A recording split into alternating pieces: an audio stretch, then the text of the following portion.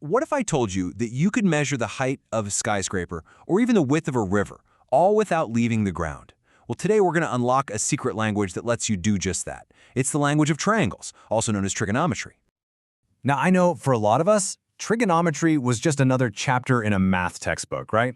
But as the philosopher J.F. Herbart pointed out way back in 1890, it's actually something way more important. Think of it as this incredible bridge that connects the world of shapes, that's geometry, with the world of numbers and equations, that's algebra. It's right in the middle of everything. So why should we care? Because trigonometry gives us the power to measure things that seem, well, impossible.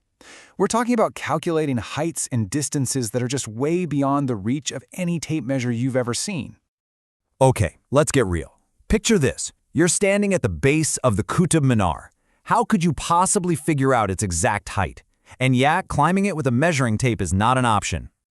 Or how about this one? You're on a riverbank. You need to know exactly how wide that river is, but you can't cross it. How do you do it? And let's make it even trickier.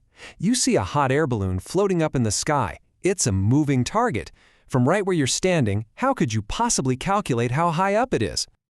All these puzzles, they seem completely unsolvable with everyday tools. But here's the thing, they all share the exact same solution. The answer is hidden in a kind of secret code, a special mathematical language that lives inside one of the simplest shapes we know, the triangle. All right, so let's do this. Let's dive in and finally crack this secret code. You know, the name itself, trigonometry, is actually our first big clue. It comes from 3 Greek words: tri, which means 3, gon, which means sides, and metron, which means measure. So it literally means 3-side measure. It's all about the relationship between a triangle's sides and its angles. And here it is. This is the big secret. In any right-angled triangle, the ratio between the lengths of its sides is tied directly to its angles. And here's the mind-blowing part.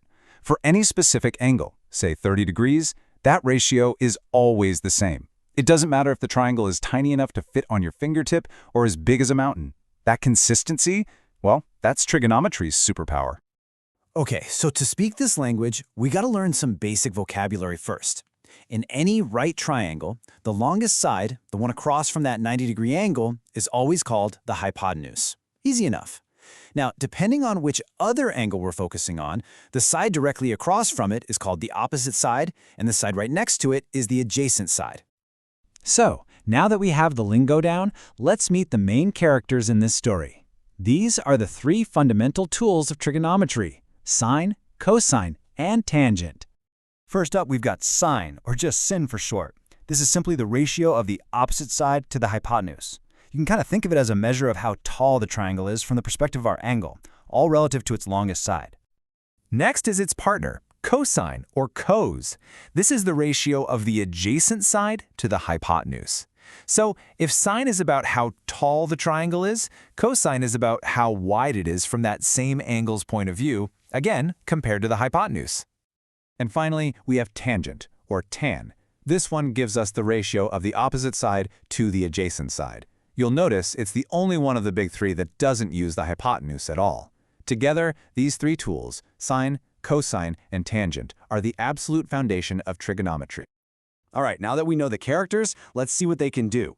It turns out that some really common angles, like 30, 45, and 60 degrees, they have these special, super predictable ratios that basically act like mathematical cheat codes.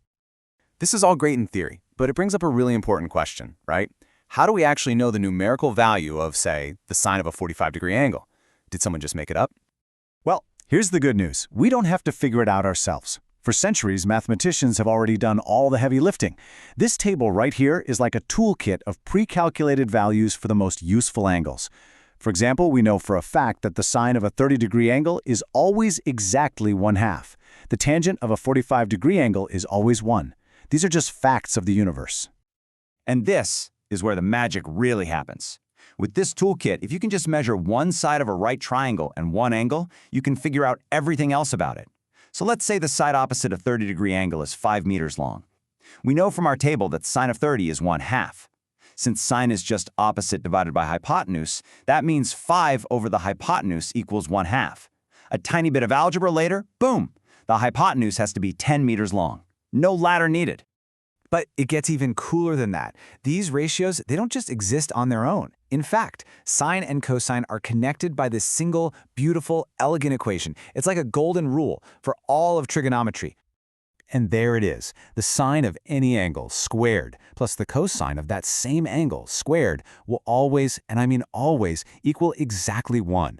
This isn't just a neat trick. It's one of the most powerful and fundamental truths in all of mathematics. So where on earth did this rule come from? It's not magic, I promise. It's actually been hiding in plain sight inside a theorem we've all known for years, Pythagoras. Remember good old a squared plus b squared equals c squared? Okay, watch this. Just divide every single part of that equation by c squared, the hypotenuse squared. You get a over c squared plus b over c squared equals 1. But wait a second, what's a over c?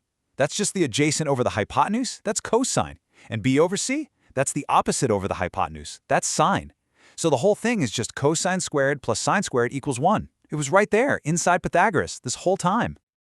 What this really means is that this relationship isn't a fluke. It is a universal truth for every single right triangle that can possibly exist. It's the bedrock, the fundamental law that locks all of these ideas together and makes the whole system work in perfect harmony. So we started this journey trying to measure things like towers and rivers. But what we found is a secret language that's used today for everything from mapping distant planets to designing the very digital worlds we live in. It really leaves you with a final thought, doesn't it? If knowing a simple angle is all it takes to measure something you can't even touch, what else far beyond your sight could you begin to understand?